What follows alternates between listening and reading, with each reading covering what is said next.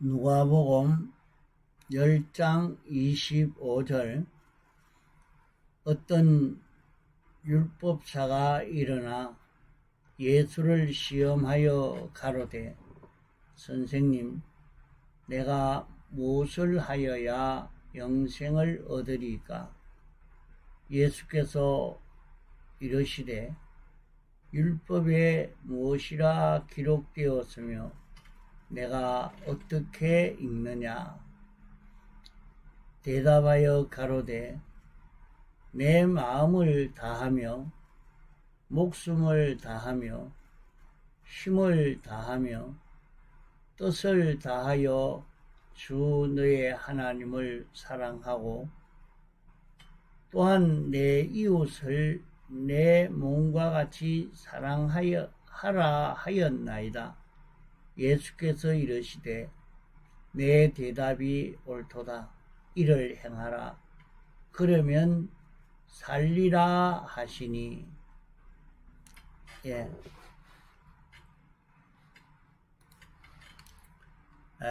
이 본문의 말씀은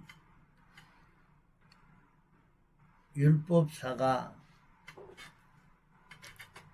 예수님을 시험해서 자기가 알고 있는 영생을 예수님도 알고 있는지 시험하려고 한 말씀입니다.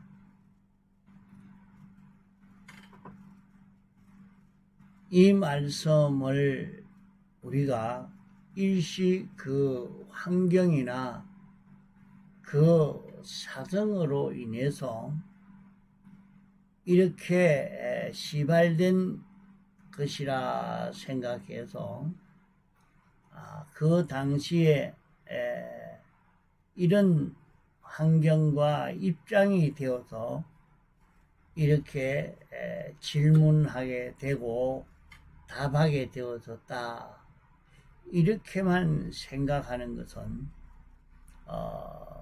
인본주의로 해석하는 해석이 되겠습니다. 사람들 보기에는 꼭 그런 것처럼 보여지지만은 우리는 그런 것을 초월하여 이것은 일이 이렇게 생겨지게 된 것은 영원 전 하나님의 목적으로 인해서 생겨진 이 일이 되는 것입니다. 영원 자돈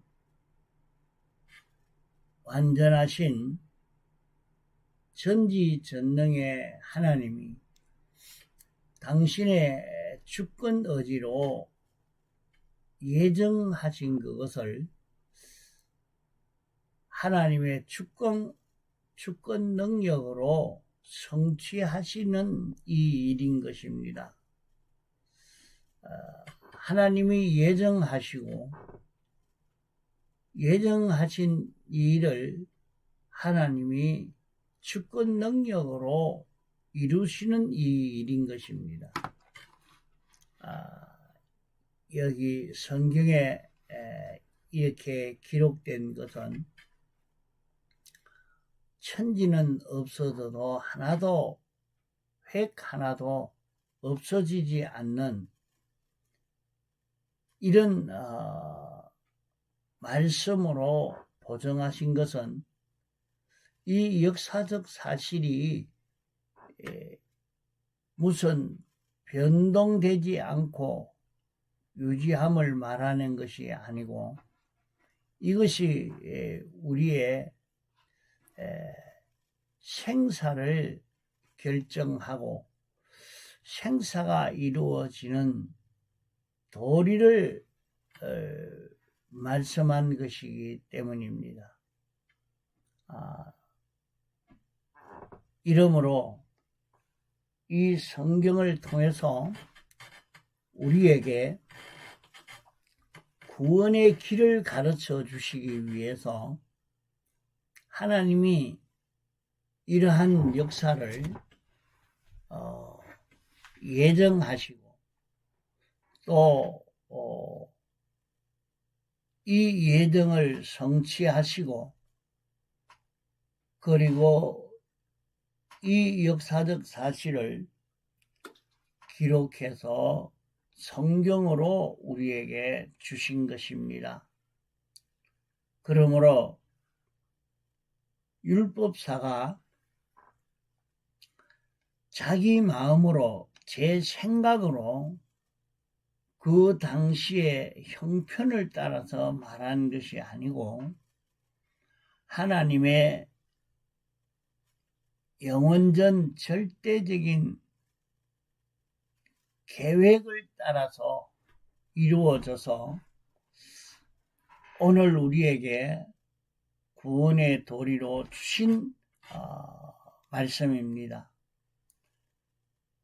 그러므로 신구약 성경에 기록된 모든 것은 우리에게 생명이나 사망이나 하는 우리의 영혼을 결정지우는 절대적으로 가감할 수 없고 변동할 수 없는 불변의 이치인 것을 우리가 믿고 이 성경을 보고 연구하고 또 증거를 해야 하는 것입니다. 물론 역사적 환경에서 이런저런 형편이기 때문에 그럴 수도 있겠지만은 당시에 이런 형편이 되어서 인생이 이런 행동 저런 행동을 할 수 있겠다 이렇게 생각하면 안 됩니다. 이것은 성경에 기록되어 있는 이 사실로 우리에게 생명을 주고 구원을 주는 이 도리로 우리에게 주시려고 하신 일이라 하는 것을 알고 우리가 성경을 읽고 연구하면 이 성경에서 우리가 바른 길을 알 수 있게 되고 그렇지 아니하고 일반적으로 사람이 이런 형편이 되어서 이런 작용이 일어날 것이라 생각하면 이런 말씀 속에 참된 도리를 바로 깨달을 수가 없는 것입니다. 여기에 기록된 이 말씀 속에서 하나님이 영원전 우리에게 구원의 이치를 가르쳐 주는 절대적인 주권 의지의 예정, 주권 능력의 성취라는 이 사실을 우리는 믿어야 됩니다. 이 절대적인 구원의 도리를 우리에게 주시려고 이렇게 역사했기 때문에 이 사실을 믿는 데서 하나님의 도를 우리는 바로 깨달을 수 있고 이 도리의 가치를 바로 알게 되고 이 도를 바로 상대해서 진실된 상대로 나아갈 수 있고 여기에서 우리가 이 구원을 이루어 갈 수 있게 되는 것입니다.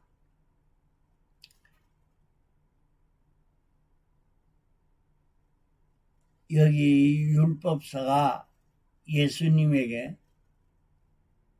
선생님, 내가 무엇을 하여야 영생을 얻으리까? 이렇게 질문할 때 예수님은 내가 율법사가 아니냐?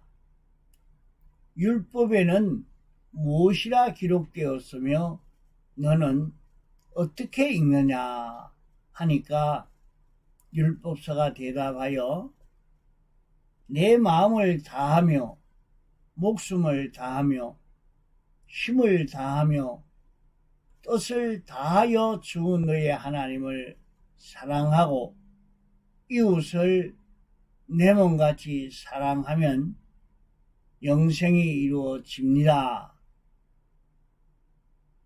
이렇게 알고 있습니다.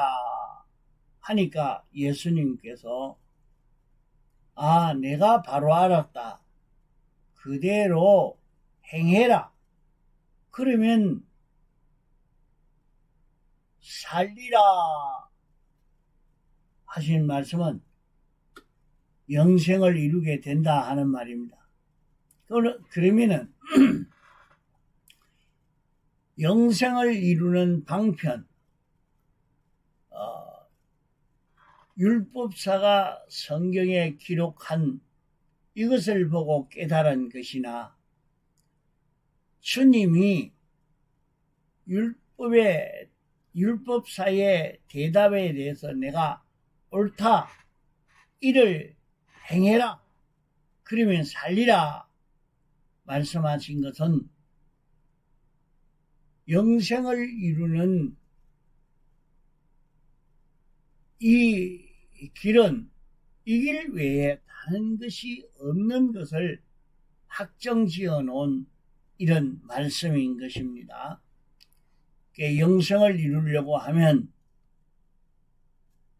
마음, 목숨, 힘, 뜻 다해서 하나님 사랑하고 이웃을 내 몸같이 사랑하는 이 일을 할 때에 영생을 이루게 된다 한 말씀입니다. 그러면 우리도 영생을 이루려고 하면 이런 걸음을 걸어야 영생이 이루어지게 될 것입니다. 아무리 영생을 이루려고 해도 자기가 이것을 알고 행해야 이루어지지, 아는 것만으로는 영생을 이룰 수가 없다 하는 것을 알아야 합니다. 그러므로 율법사가 말한 것은 영생을 이루는 방편, 그 도리를 말씀했고 예수님이 여기에 덧붙인 것은 이를 행하라. 그러면 살리라.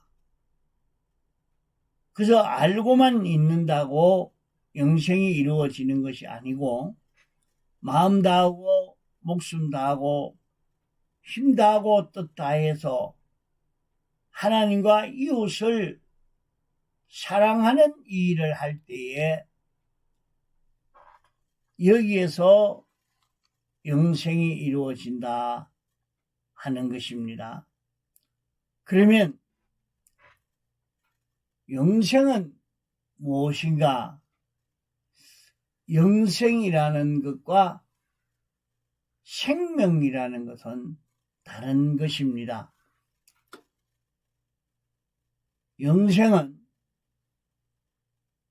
생명이 죽지 않고 영원히 사는 그것을 두고 영생이라 말입니다.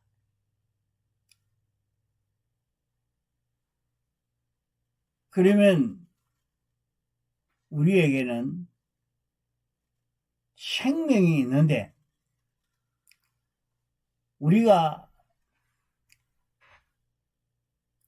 새 생명을 가진 것은 어떤 것인고 하니, 첫째 아담에게 속한 자기는 영과 혼과 몸으로 되어 있는 자기입니다. 우리를 사람을 3분으로 나누어서 이렇게 말하는 것을 두고 삼분설이라 말합니다. 사람을 3분으로 나누는 방법과 2분으로 나누는 방법이 있습니다. 3분으로 나누는 것을 3분설이라, 2분으로 나누는 것을 2분설이라 하는데, 3분설도 정통이요 2분설도 정통입니다. 정통인데 다만 3분설의 장점과 단점이 있고 2분설의 장점과 단점이 있는 것입니다.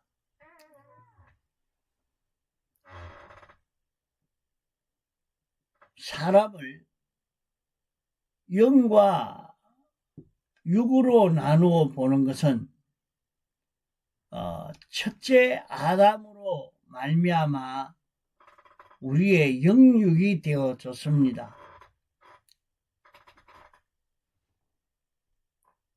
천국 가서 우리가 영원히 살 때 이 영육이 영원히 사는 영육인 것입니다. 첫째 아담으로 말미암아 난 영육이라 하는 것은, 영은 영물로 영질로 된 것이요 육은 물질로 된 것입니다.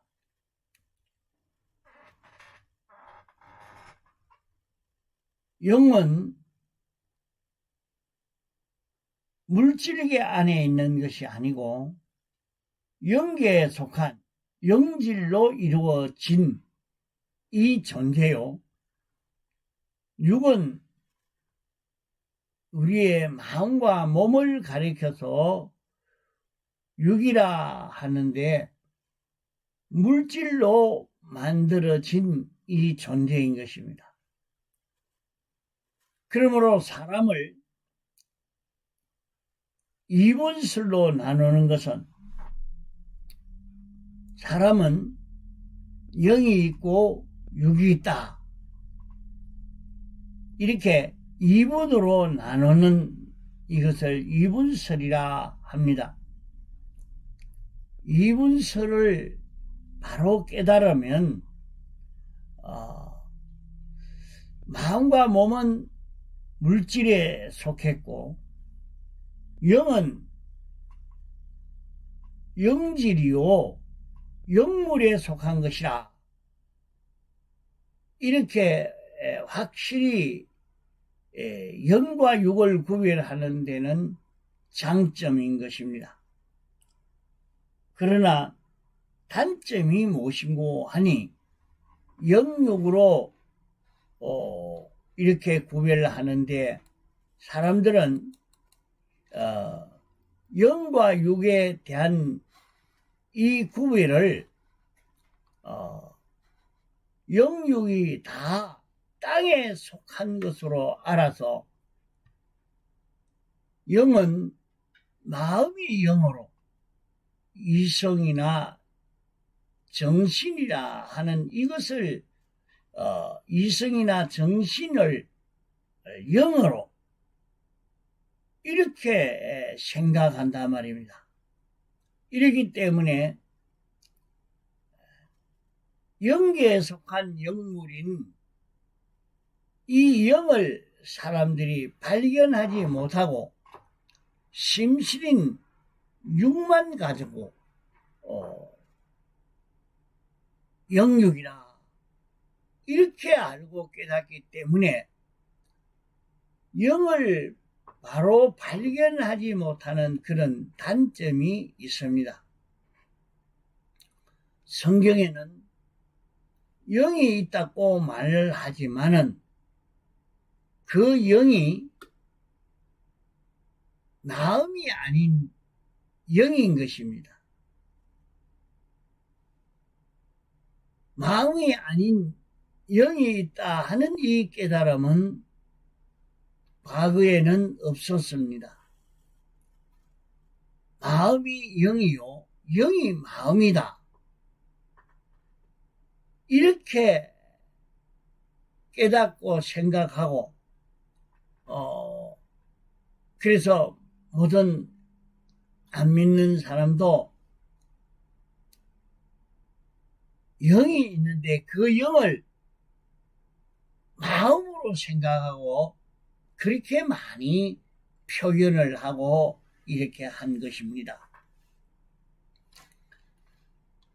이러니까 이분설로 영육으로 말하는 여기에서 영을 바로 발견하지 못하는 그런 단점도 또 있습니다. 그러면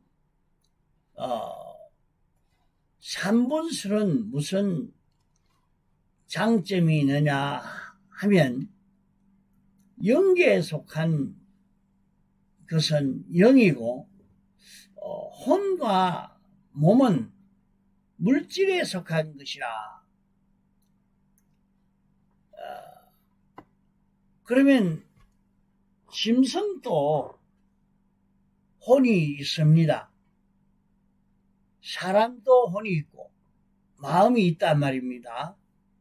그러니까 까마귀도 마음이 있고, 예? 소도 개도 그 마음이 있는 것을 사람의 마음과 차이는 있어도 똑같이 이 사람의 마음과 같은 그런 정도의 그런 조직이나 실력에는 차이가 있지만은 사람의 마음과 같은 그런 마음이 짐승에도 다 있단 말입니다. 그래서 혼은 물질에 속한 것이라. 그래서 3분으로 나누는 영과 혼과 몸으로 이렇게 말하는 것은 이 삼분설이라고 말하는데, 이렇게 그 3분으로 나눌 때,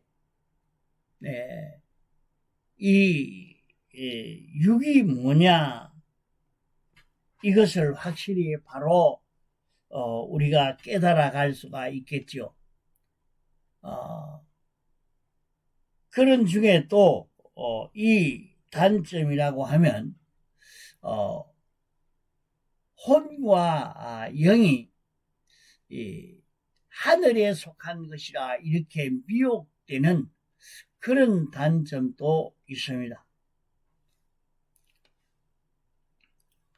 그러면 우리는 영원히 사는, 영생하는 데는 무엇이 영생하는가? 첫째 아담으로 말미암아 지음받은 것은 영과 혼과 몸, 이 세 가지는 첫째 아담의 자손입니다. 이것은 둘째 아담으로 말미암아 생겨진 자손이 아니고 첫째 아담에게서 받은 우리인 것입니다. 이것이 영생하는 것을 말합니다. 우리가 안 믿을 때의 영, 안 믿을 때의 심신, 이것이 믿음으로 통해서 이제 마음, 힘, 뜻, 목숨을 다해서 하나님을 사랑하고 이웃을 사랑하는 이것으로 우리의 영과 혼과 몸이 영생을 이루게 됩니다. 그러면 영생하는 하나님 아버지의 아들은 무엇인가? 하나님의 아들은 하나님의 형상이요. 이것은 신적 요소입니다. 이것이 피와 성령과 진리입니다. 자, 우리 사람은 영과 영과 마음과 몸으로 된 첫째 아담의 자손입니다. 이 자손 속에 다시 출생한 그 하나님의 아들은 피와 성령과 진리가 하나님의 아들입니다. 이 피는 예수님의 공로를 말하는데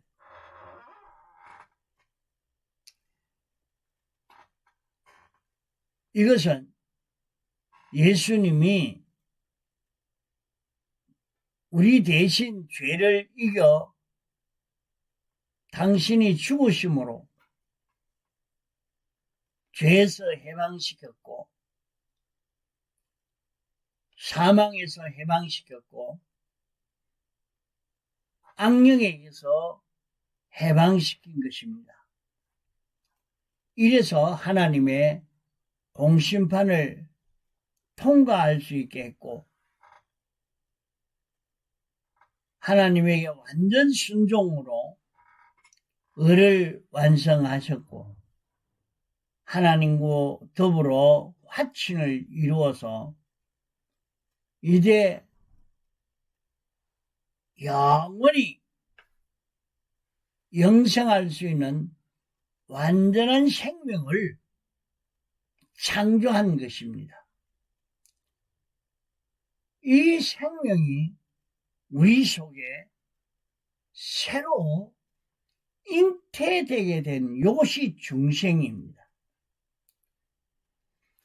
그러면 우리 속에 새로 잉태된 요 생명이 우리 속에서 살 때에 이 생명에게 첫째 아담의 자손이 피동되어 살 때 이 첫째 아담의 자손이 영생을 이루게 되는 것입니다.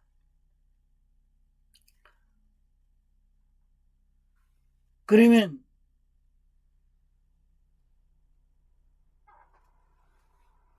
주님이 이 공로를 설정하시고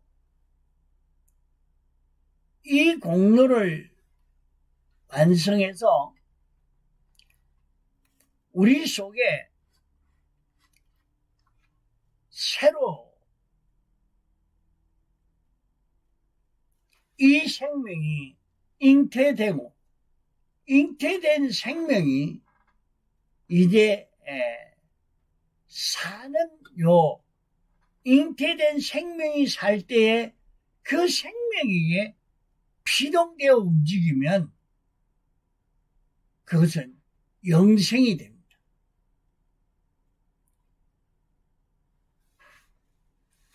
그 생명에게 피동되는 삶을 두고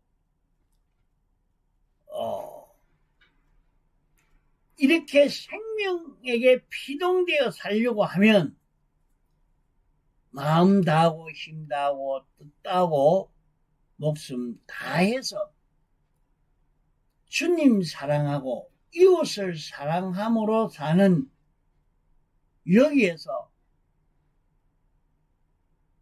이 생명에게 피동되어 사는 이것이 여기에서 이루어지는 것을 말합니다.